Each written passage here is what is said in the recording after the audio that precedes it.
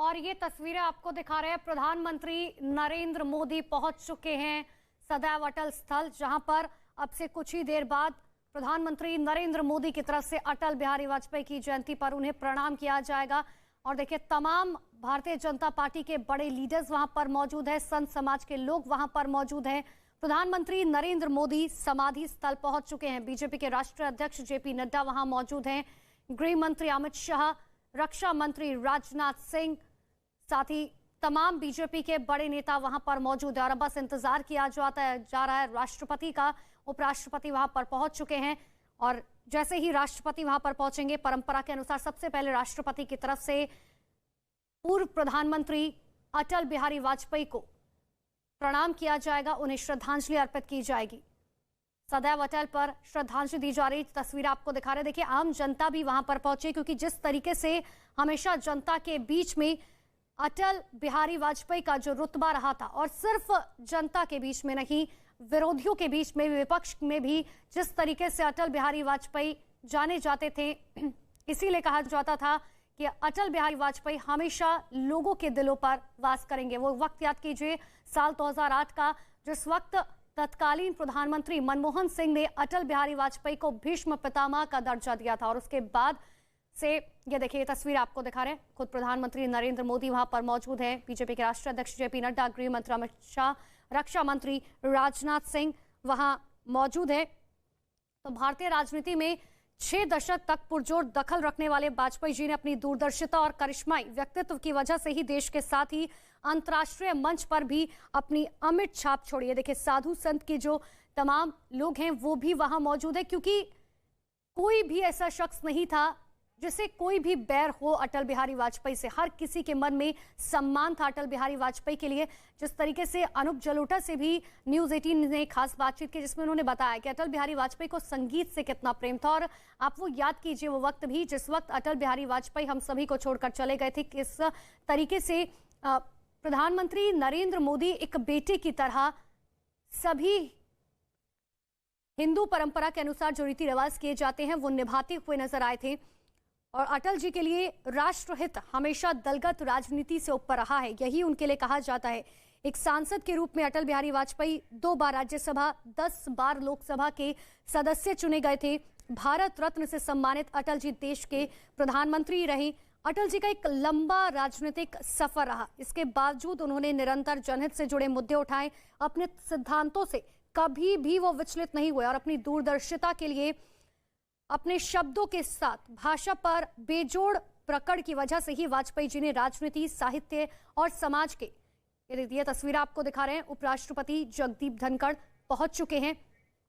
और अब बस इंतजार किया जा रहा है राष्ट्रपति द्रौपदी मुर्मू का। वहां पर उपराष्ट्रपति जगदीप धनखड़ पहुंचे, उनका स्वागत किया जा रहा है। जो परंपरा है, जिस तरीके से पहले प्रधानमंत्री आते हैं, उसके बाद उपराष्ट्रपति और फिर आखिर में राष्ट्रपति वहां पर पहुंचेंगी और उसके बाद इस कार्यक्रम की शुरुआत की जाएगी। जिस तरीके से हम कह रहे हैं कि अटल जी ने अपने मजबूत इरादों के साथ ही डटकर मुकाबला किया। उनका जन्म 25 दिसंबर 1924 को ग्वालियर में हुआ था और इसीलिए मध्य प्रदेश से जिस तरीके से उनका खास नाता रहा है, गली गली, चौराहे चौराहे में जिस तरीके से आज भी उन्हें याद किया जाता है। उनका छात्र जीवन से ही देखिए राजनीतिक गतिविधियों में गहरा रुझान रहा था। अंग्रेजी हुकूमत के खिलाफ 1942 के बाद भारत छोड़ो आंदोलन में उन्होंने हिस्सा लिया था। हालांकि वो जेल भी गए थे उस वक्त। कॉलेज की बात करें या स्कूली शिक्षा की बात करें तो ग्वालियर से ही पूरी हुई। ग्वालियर के विक्टोरिया कॉलेज से उन्होंने स्नातक किया और कानपुर के डीएवी कॉलेज से राजनीतिक शास्त्र में उन्होंने डिग्री ली थी। इतना ही नहीं, पत्रकारिता भी उन्होंने की थी। श्यामा प्रसाद मुखर्जी और पंडित दीनदयाल उपाध्याय से राजनीति का पाठ पढ़ने वाले अटल बिहारी वाजपेयी भारतीय जनसंघ के सक्रिय सदस्य रहे। 1951 में उन्होंने जनसंघ के संस्थापक सदस्यों में से वो एक थे। हालांकि वाजपेयी जी के बोलने की कला से लोग बखूबी परिचित थे। उन्होंने दरअसल वाक कला का उन्हें जादूगर कहा जाता था और यही वजह थी कि तत्कालीन प्रधानमंत्री जवाहरलाल नेहरू ने पहली बार संसद में बोलते हुए वाजपेयी जी को सुना और कहा कि इस लड़के के जीवा पर सरस्वती विराजमान है। तो भारतीय राजनीति को नया मोड़ और विकल्प देने वाले अटल बिहारी वाजपेयी का संसदीय अनुभव भी बहुत लंबा रहा है। 1957 में पहली बार लोकसभा सदस्य बने। 2009 तक वो संसद के सदस्य रहे। 10 बार लोकसभा सदस्य चुने गए। हालांकि 2009 में उन्होंने राजनीति से संन्यास लिया था लेकिन ये तस्वीरें आपको दिखा रही, ये तस्वीरें बताने के लिए काफी हैं कि आखिर किस तरीके का प्रेम लोग अटल जी से किया करते थे, किस तरीके का सम्मान मन में लोगों के लिए था। इतना ही नहीं, देखिए अटल बिहारी वाजपेयी भारतीय राजनीति के इकलौते ऐसे नेता हैं जिन्हें 4 अलग अलग राज्यों से चुनाव जीतकर वो लोकसभा पहुंचने का गौरव हासिल हुआ। वो 4 राज्य कौन कौन से हैं? उत्तर प्रदेश, गुजरात, मध्य प्रदेश और दिल्ली का प्रतिनिधित्व वो कर चुके हैं। मध्य प्रदेश के बलरामपुर सीट से 1957 और 1967 में वो चुनाव जीते। मध्य प्रदेश के ग्वालियर से 1971 में चुनाव जीते। 1977 और 1980 में दिल्ली सीट से लगातार 2 बार चुनाव जीतकर वो लोकसभा पहुंचे। और लखनऊ की बात करें तो 5 बार 1991, 96, 98, 99 और 2004 चुनाव जीतने में वो कामयाब रहे। 1996 में लखनऊ के साथ ही गुजरात की गांधीनगर से भी जीत हासिल उन्होंने की थी और इसीलिए गांधीनगर से एक गहरा संबंध हमेशा से अटल बिहारी वाजपेयी का रहा है। बलरामपुर के अलावा मथुरा, लखनऊ सीट से भी उन्होंने चुनाव लड़ा था और इसीलिए हम बार बार कह रहे हैं कि ऐसी कोई सीट नहीं थी जिसका स्वाद अटल बिहारी वाजपेयी ने नहीं चखा था। लेकिन देखिए अटल बिहारी वाजपेयी को मोरारजी देसाई की अगुवाई में बनी जनता पार्टी सरकार में 1987 से 1989 तक विदेश मंत्री तक रहने का मौका मिला और इस पद पर रहते हुए उन्होंने पूरी दुनिया में भारत की बातों को मजबूती से रखा। कुशल और मुखर वक्ता के रूप में वाजपेयी का जादू संयुक्त राष्ट्र के सर चढ़कर बोला। ये तस्वीरें हम आपको दिखा रहे हैं, उनके राजनीतिक सफर के बारे में भी बता रहे हैं, उनका राजनीतिक सफर कितना लंबा रहा।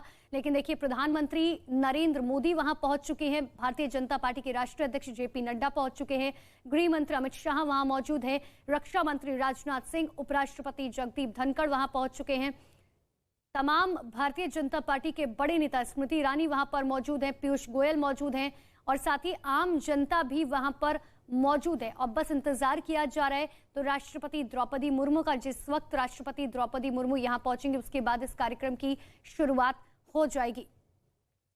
तो विदेश मंत्री के रूप में अटल बिहारी वाजपेयी वो पहले व्यक्ति थे जिन्होंने संयुक्त राष्ट्र महासभा को हिंदी में संबोधित किया था और भारत का मान पूरी दुनिया में बढ़ाया था। और जिस तरीके का संबोधन संयुक्त राष्ट्र महासभा में अटल बिहारी वाजपेयी ने दिया था वो सालों सालों तक, दशकों तक याद रखा जाएगा।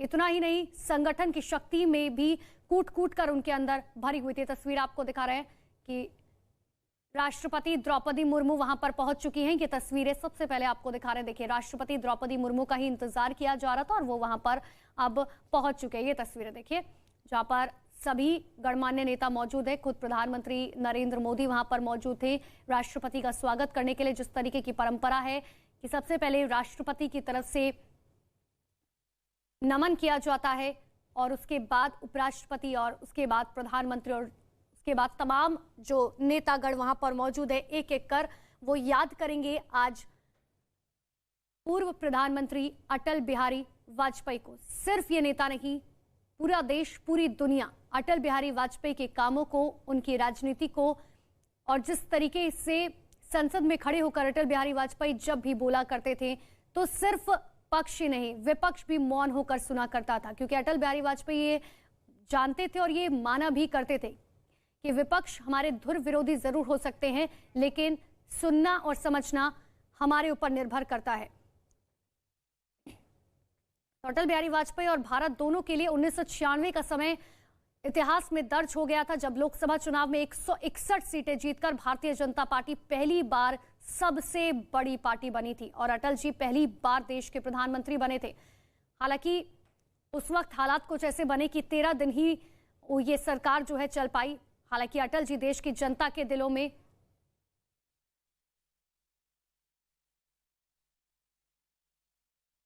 तो ये तस्वीर आपको दिखा रहे हैं, द्रौपदी मुर्मू राष्ट्रपति अब यहां पर नमन करती हुई अटल बिहारी वाजपेयी को नजर आ रही हैं।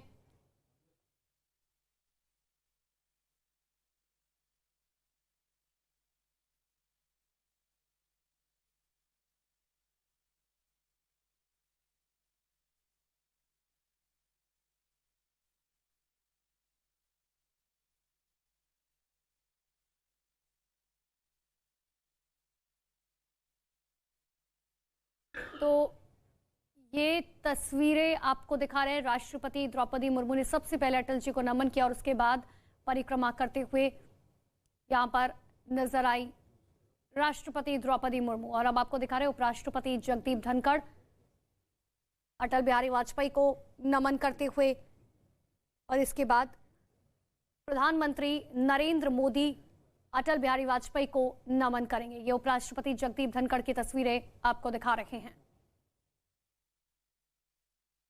तमाम भारतीय जनता पार्टी के बड़े नेता वहां पर मौजूद हैं।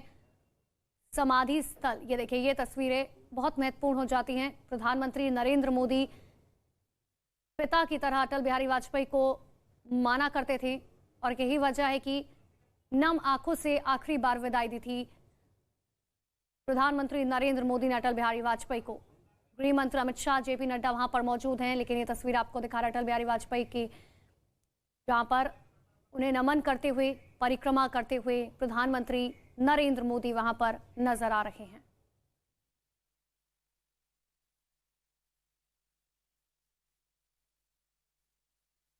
राष्ट्रपति, उपराष्ट्रपति की तरफ से श्रद्धांजलि दी जा चुकी है।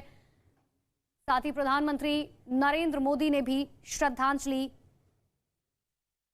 वहां पर दे दी है। तो ओजस्वी वक्ता कहे जाते थे अटल बिहारी वाजपेयी। और ये देखिए तस्वीर आपको दिखा रहे हैं बीजेपी के राष्ट्रीय अध्यक्ष जेपी नड्डा अब यहां पर श्रद्धांजलि दे रहे हैं।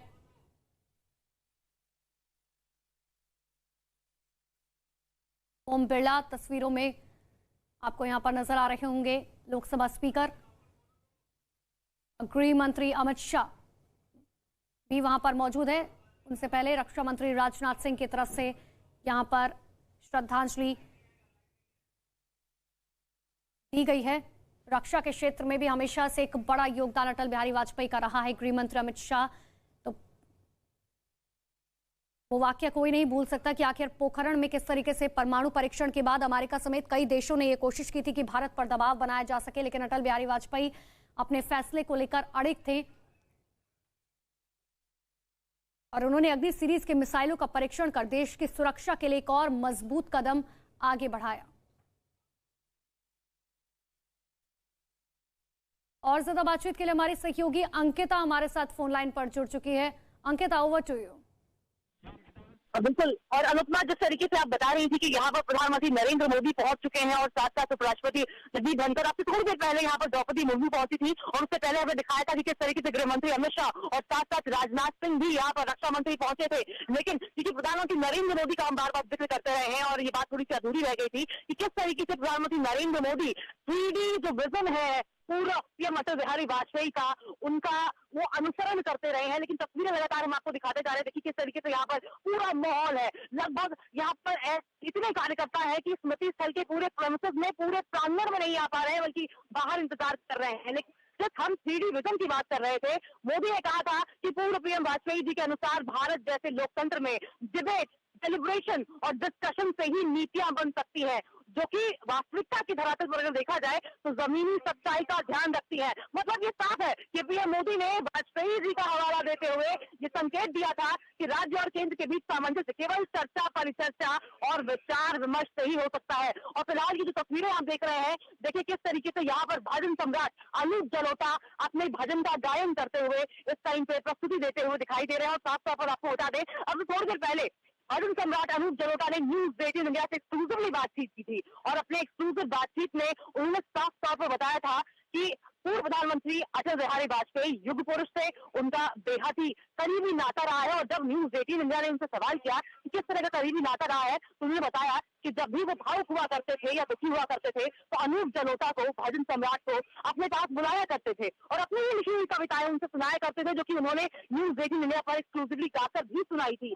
हम लगातार पूर्व प्रधानमंत्री अटल बिहारी का जिक्र कर रहे हैं, और ऐसे में उनकी कविताओं का जिक्र ना हो ये तो संभव ही नहीं है, क्योंकि प्रखर वक्ता के साथ एक मुखर कवि भी रहे हैं। और उनकी कविताओं में उनकी कला और उनकी सोच की बात करें वो तो दिखती ही है, साथ साथ एक जो कड़ा संदेश जाता है, कड़े संदेश के साथ साथ एक बड़ी मोटिवेशन, बड़ी प्रेरणा जाती है, जिस कविता की हम पहले भी बात कर रहे थे। और यहाँ पर स्मृति स्थल के आसपास अगर देखें और पूरा जो प्रोसेस है वहां पर देखें, अंकिता, यही वजह है कि देखिए इतने किस्से और इतने कहानियां हैं पूर्व प्रधानमंत्री अटल बिहारी वाजपेयी की, जिन्हें हर कोई आज याद कर रहा है, उन्हें नमन कर रहा है। ये तस्वीर आपको दिखा रहे हैं पीएम मोदी की।